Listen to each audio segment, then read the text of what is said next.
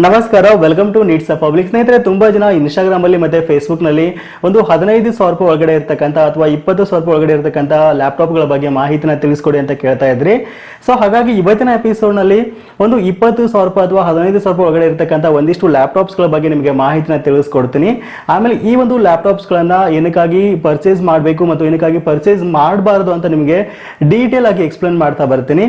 ವಿಡಿಯೋನ ಮಿಸ್ ಮಾಡದೆ ಸ್ಕಿಪ್ ಮಾಡದೆ ಕೊನೆವರೆಗೂ ನೋಡಿ. ನೀವೇನಾದ್ರೂ ಈ ವಿಡಿಯೋನ ಫೇಸ್ಬುಕ್ ಅಲ್ಲಿ ನೋಡ್ತಾ ಇದ್ದೀರಾ ಅಂತಂದ್ರೆ ನಮ್ಮ ಫೇಸ್ಬುಕ್ ಪೇಜ್ ನ ಲೈಕ್ ಮಾಡಿ ಮತ್ತು ಫಾಲೋ ಮಾಡಿ.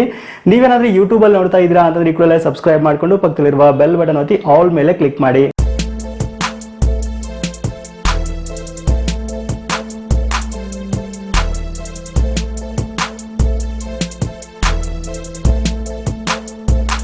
ಓಕೆ, ಮೊದಲನೇದಾಗಿ ಒಂದು 20,000 ರೂಪಾಯಿ ಒಳಗಡೆ ಇರತಕ್ಕಂತ ಒಂದು 4 ಲ್ಯಾಪ್ಟಾಪ್ ನ ನಿಮಗೆ ಪರಿಚಯ ಮಾಡ್ಕೊಳ್ತಾ ಇದ್ದೀನಿ.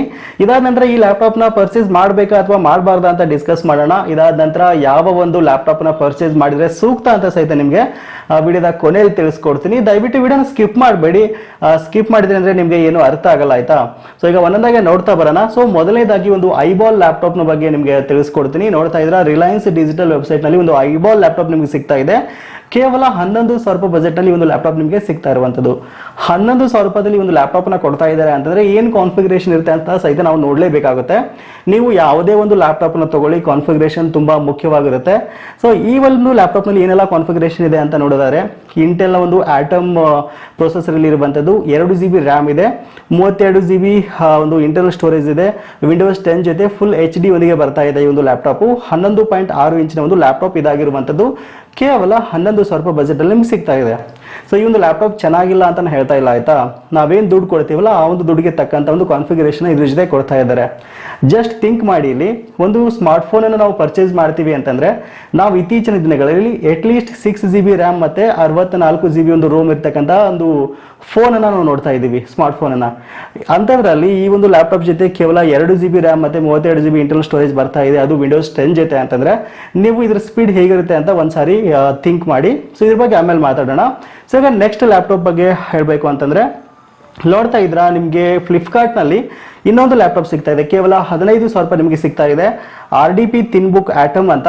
ಸೊ ಇಲ್ಲಿ ನಿಮಗೆ Quad core 8th generation processor ಅಲ್ಲಿ ಸಿಗ್ತಾ ಇದ್ರ ಜೊತೆಗೆ 2 GB ರ್ಯಾಮ್ ಇದೆ, 500 GB ಹಾರ್ಡ್ ಡಿಸ್ಕ್ ಇದೆ, ವಿಂಡೋಸ್ 10 ಜೊತೆ ಸಹಿತ ಇದು ಬರ್ತಾ ಇರುವಂತದ್ದು. 14.1 ಇಂಚಸ್ ನ ಒಂದು ಸ್ಕ್ರೀನ್ ಇಲ್ಲಿ ನಮಗೆ ಸಿಗ್ತಾ ಇದೆ. 15,000 ರೂಪಾಯಿಗೆ ಈ ಒಂದು ಲ್ಯಾಪ್ಟಾಪ್ ನಿಮಗೆ ಫ್ಲಿಪ್ಕಾರ್ಟ್ ಅಲ್ಲಿ ಸಿಗ್ತಾ ಇದೆ, ಆಯ್ತಾ?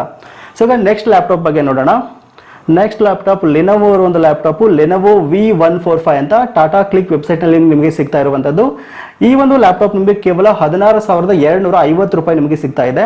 ಏನ್ ಕಾನ್ಫಿಗರೇಷನ್ ಇದೆ ಅಂತ ನೋಡೋದಾದ್ರೆ, AMD ಅವರ ಒಂದು A69225 ಪ್ರೊಸೆಸರ್ ಇದೆ, ಆಮೇಲೆ 4 GB ರ್ಯಾಮ್ ಇದೆ, 500 GB ಹಾರ್ಡ್ ಡಿಸ್ಕ್ ಇದೆ, 15.6 ಇಂಚಸ್ ನ ಒಂದು ವಿಂಡೋಸ್ 10 ಜೊತೆ ಈ ಒಂದು ಲ್ಯಾಪ್ಟಾಪ್ ಬರ್ತಾ ಇದೆ. ಸೊ ಈ ಒಂದು ಕಾನ್ಫಿಗರೇಷನ್ಗೆ 16,750 ರೂಪಾಯಿ ಬೆಟರ್ ಅಂತ ನನ್ಗನ್ಸುತ್ತೆ. ಓಕೆ, ನೆಕ್ಸ್ಟ್ ಲ್ಯಾಪ್ಟಾಪ್ ನೋಡೋಣ, ಆಮೇಲೆ ಮಾತಾಡೋಣ ಇದ್ರ ಬಗ್ಗೆ. ನೆಕ್ಸ್ಟ್ ಮತ್ತೊಂದು ಲೆನೋವೋ ಲ್ಯಾಪ್ಟಾಪ್, ಲೆನೋವೋ ಐಡಿಯಾಪ್ಯಾಡ್ S145 ಅಂತ. ಸೊ ಈ ಲ್ಯಾಪ್ಟಾಪ್ ನಾನು ಅನ್ಬಾಕ್ಸಿಂಗ್ ರಿವ್ಯೂನ ಒಂದು 2-3 ಮಂತ್ಸ್ ಬ್ಯಾಕ್ ಮಾಡಿದ್ದೀನಿ. ನಿಮ್ಗೆ ಇಂಟ್ರೆಸ್ಟ್ ಇದ್ರೆ ಹೋಗಿ ನೋಡ್ಬೋದು, ಇಲ್ಲ ಮೇಲೆ ಐ ಸಿಂಬಲ್ ಮೇಲೆ ಕ್ಲಿಕ್ ಮಾಡಿದ್ರೆ ಅಂದ್ರೆ ಆ ವಿಡಿಯೋ ನಿಮಗೆ ಸಿಗುತ್ತೆ. ಸೊ ಈ ಒಂದು ಲ್ಯಾಪ್ಟಾಪ್ ನಮಗೆ 22,000 ರೂಪಾಯಿ ಬಜೆಟ್ ನಮಗೆ ಸಿಗ್ತಾ ಇದೆ. ಸೊ ಏನ್ ಕಾನ್ಫಿಗರೇಷನ್ ಇದೆ ಅಂತ ನೋಡೋದಾದ್ರೆ, ಇಲ್ಲಿ ಕೂಡ AMD ಅವರ A69225 ಪ್ರೊಸೆಸರ್ ಇದೆ, 4 GB ರ್ಯಾಮ್ ಇದೆ, 1 TB ಹಾರ್ಡ್ ಡಿಸ್ಕ್ ಇದೆ, ವಿಂಡೋಸ್ 10 ಜೊತೆ ಇದು ಬರ್ತಾ ಇದೆ, ವಿಂಡೋಸ್ 10 ಹೋಮ್ ಜೊತೆ.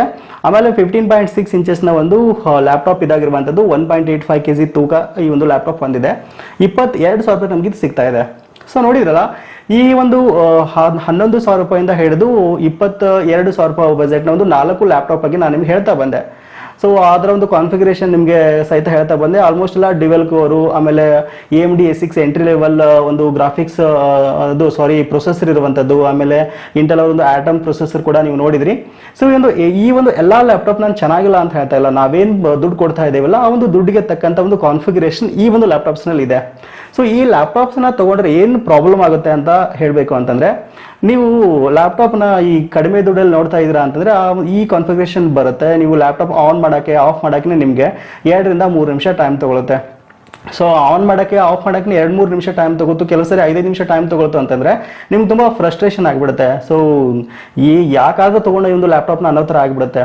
ಸೊ ಹಾಗಾಗಿ ಈ 20,000 ರೂಪಾಯಿ ಒಳಗಡೆ ನೀವು ಲ್ಯಾಪ್ಟಾಪ್ ನೋಡ್ತಾ ಇದ್ದೀರಾ ಅಂತಂದರೆ ದಯವಿಟ್ಟು ತೊಗೊಳಕ್ಕೆ ಹೋಗಬೇಡಿ ಈ ಒಂದು ಲ್ಯಾಪ್ಟಾಪ್ಸ್ಗಳನ್ನು. ಇವನ್ ಅಷ್ಟೇ ಇಲ್ಲ, 20,000 ರೂಪಾಯಿ ಒಳಗಡೆ ಬರ್ತಕ್ಕಂಥ ಯಾವುದೇ ಲ್ಯಾಪ್ಟಾಪ್ಸನ್ನ ತೊಗೊಳಕ್ಕೆ ಹೋಗಬೇಡಿ. ಯಾಕಂದರೆ ಆ 20,000 ರೂಪಾಯಿ ಒಳಗಡೆ ಇರ್ತಕ್ಕಂಥ ಒಂದು ಪ್ರೈಸ್ಗೆ ಅದಕ್ಕೆ ತಕ್ಕಂಥ ಒಂದು ಕಾನ್ಫಿಗರೇಷನ್ ಸಹಿತ ಅವ್ರು ಕೊಡ್ತಾರೆ. ನಿಮಗೆ ಅದು ಅಷ್ಟು ಯೂಸ್ ಆಗಲ್ಲ ಲ್ಯಾಪ್ಟಾಪು. ಇವಾಗ ನೀವು ನಾರ್ಮಲ್ ಯೂಸೇಜ್ ಮಾಡ್ತೀರಾ ಅಂದ್ರೂ ಕೂಡ ತುಂಬ ಸ್ಲೋ ಆಗುತ್ತೆ, ಹ್ಯಾಂಗ್ ಆಗಿ ಸ್ಟಾರ್ಟ್ ಆಗುತ್ತೆ, ಕೆಲವು ಸರಿ ಆನ್ ಆಫ್ ಆಗೋದೇ ಲೇಟ್ ಆಗಿಬಿಡುತ್ತೆ.